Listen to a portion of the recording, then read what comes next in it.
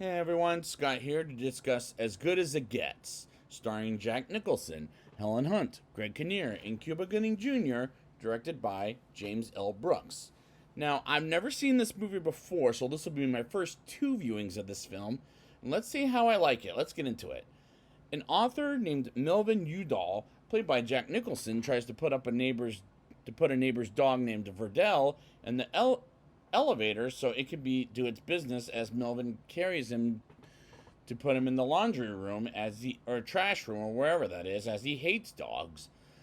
And his neighbor looks for him, and his neighbor Simon Bishop, played by Greg Kinnear, looks for Verdell as he's a gay artist. Not calling an artist gay, but that's what the character is. Not that there's anything wrong with that.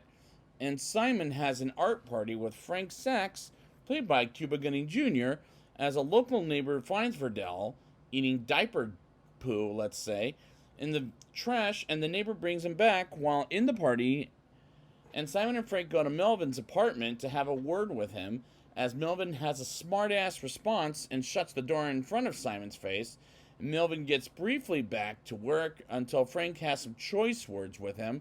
And I like these characters, as I always enjoy seeing Cuba Gooding Jr. in anything, and Jack Nicholson commands the screen anyways. And despite I'm not a Greg Kinnear fan, but he comes off likable in my opinion. Melvin avoids being touched by the public, and I'm thinking, is this guy a germaphobe? Germaphobe, excuse me? While Melvin tries to reserve a table when a couple is still sitting there and tells waitress Carol Connolly, played by Helen Hunt, about his table and scares off the couple, while the restaurant manager, whom I notice is played by a writer named Shane Black, who wrote Lethal Weapon as well as directed movies like The Predator and Iron Man 3, which I reviewed before. And Melvin gets his table as he scares off the couple, and Carol briefly mentions death as Melvin says we're all going to die, even her son, whom we will get introduced to later in the film, and she bursts out into anger, and I was thinking, is she going to get fired for that? Which is baffling to me, as Carol gets home with a date, and her mother and son hear her and her boyfriend doing funky things, let's call it. And as he leaves, he takes a taxi cab home, as Simon's boss gets Simon whacked while he's doing art with the guy who happens to be Skeet Ulrich from Scream. And as he gets to Simon's apartment, he and his goon friends get him wounded as he gets hospitalized. And these scenes work great, as the character Helen Hunt plays is a great character, as she tells Melvin about the condition of her son Spencer, or Spence for short. And I really like the story as well as the script that is well written. After Simon gets to the hospital, Frank demands Melvin to watch after Verdell after he can't get anyone to look after Verdell, and grows a beautiful relationship between Melvin and Verdell that I really love and enjoyed. And I really like Verdell, as he's a cute doggy, as I really like the relationship that happens to them and the circumstances, let's say, and I'll explain why in the next segment. Simon looks at his face in the mirror while Melvin brings Verdell to the restaurant and orders some bacon and gives some of it to Verdell. As they walk home, Melvin feeds Verdell some bacon while a couple of ladies see how he treats the dog in an iconic shot, which is the poster of the movie as well as the on the box of the 4K that I have at home. And the relationship between Melvin and Verdell is beautiful, as it grows on me from start to finish. Frank checks up on Verdell and tells Melvin Simon is home and wants the dog by the next day, and Verdell comes and gets the dog the next day, and I get the impression Melvin is autistic, as he thinks he can say whatever he wants. And when Simon brings Verdell back to his home, he misses Melvin, as Melvin plays the piano about the dog, and he needs help from his old psychiatrist, Dr. Green. And Dr. Green wants him to make an appointment and says a line, and Melvin says a line, "What if it's as good as it gets?" While Melvin is approached by a different waitress and goes nuts on her, and the restaurant manager forces him out as he wants Carol to serve him. And Melvin leaves the restaurant, and it reminded me of stuff I watch sometimes where people are forced out of places for being as rude as Melvin is. and he asks for Carol's last name and stops by her place, which is creepy enough as it is. And he wants to eat while she serves him at the restaurant. Well, not this point, but let's move on. And she says to Melvin, Spence is sick, and Melvin asks how Spence is doing, and he doesn't respond and says you should respond when someone is talking to you. And she forces Melvin to leave because, come on, you can't tell kids to talk to strangers like that. That's not a way it works. And she gets Melvin's taxi cab with him as some kids tell him to wait, as he says, "Shut up, kids," which is something I remember from the trailer. And all of this is kind of funny, and this is, in my opinion, a pretty great romantic comedy, and I never get too many of those nowadays anymore. A woman asks Melvin some questions about how he writes women because he's an author, and doesn't respond as Carol comes home to a doctor hired by his wife, who happens to be Melvin's client, as they get Spence's tests, as Melvin hires him because he wants her to come back to work. And this cameo by Harold Ramis was very good, as this might be the best cameo in the movie in my opinion. Melvin gets a visitor by one of Simon's guests and asks him to walk his dog at 2 o'clock in the afternoon. While Melvin wants Spence to get better from his sickness, as Simon gets a visitor from Melvin, as he walks Verdell and torments Simon, and Simon tries to punch Melvin and tells Melvin his life is gone, as he can't call his parents because they haven't called him in years. And Melvin shows Simon he has bacon in his pocket and gets Verdell to come to Simon, but instead goes to Melvin, and that may be the best performance Greg Kinnear gives in a movie, in my opinion. Carol goes to Melvin's apartment from the address on the envelope, as she asks why Melvin did this for her so she can get back to work, and she says to him she won't sleep with him, nor will she ever, as this wasn't in his intention. And I like this scene for the chemistry between Melvin and Carol, as this movie sings with these two, as well as when she meets Simon later in the movie.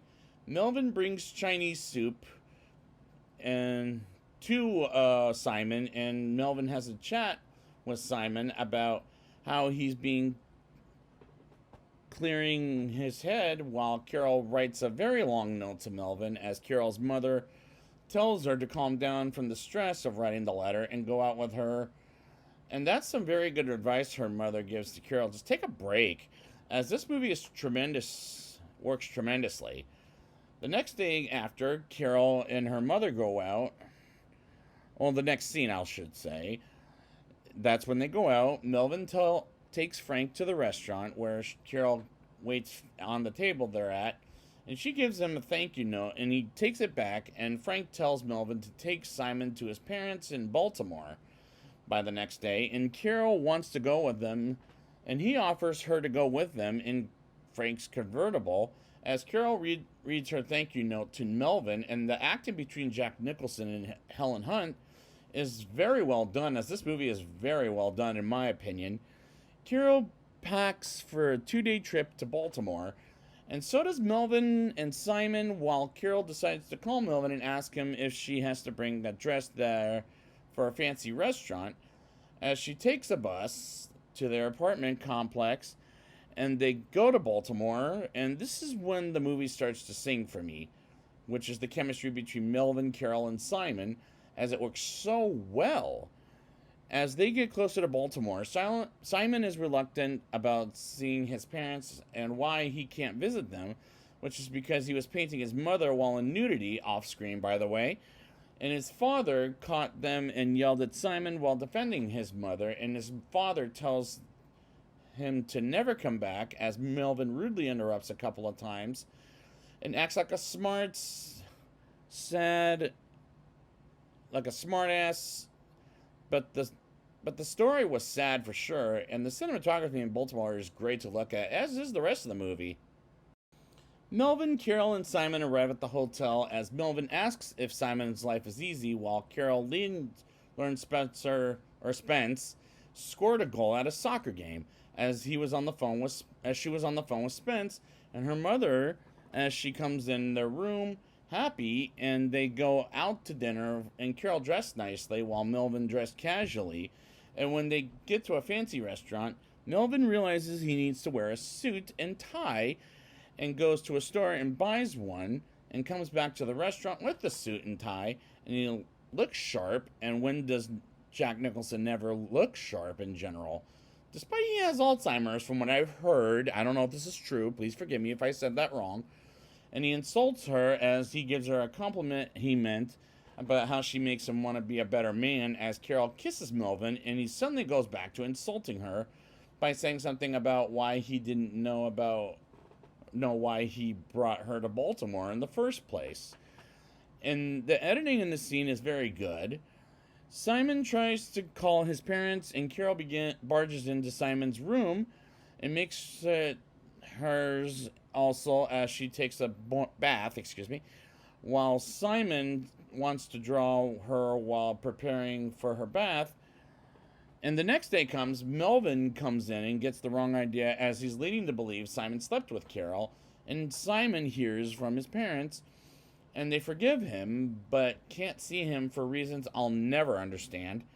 And now Simon is homeless, and he and Verdell stay with him as roommates for the rest of the movie, and this scene is well acted by the actors. They get back to New York, and Carol hates on Melvin, and Simon, as after Simon and Verdell moves in with Melvin, and like I just said, they become roommates for the rest of the movie, as Simon says he loves Melvin because he can stay with him, and I like how they become roommates.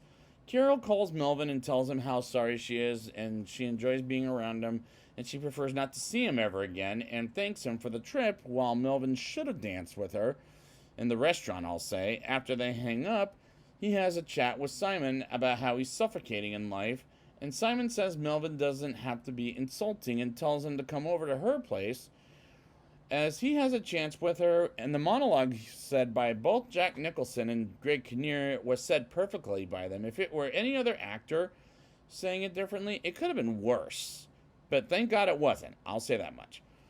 Melvin goes to Carol's place and tries to see her and to get her back because it relaxes him, and she says why she can't have a normal boyfriend, and her mother says it doesn't exist, and she accepts him as a boyfriend, which is sweet, and he wants to take a walk at 4 o'clock in the morning. But come on, New York is not a place where anybody sleeps.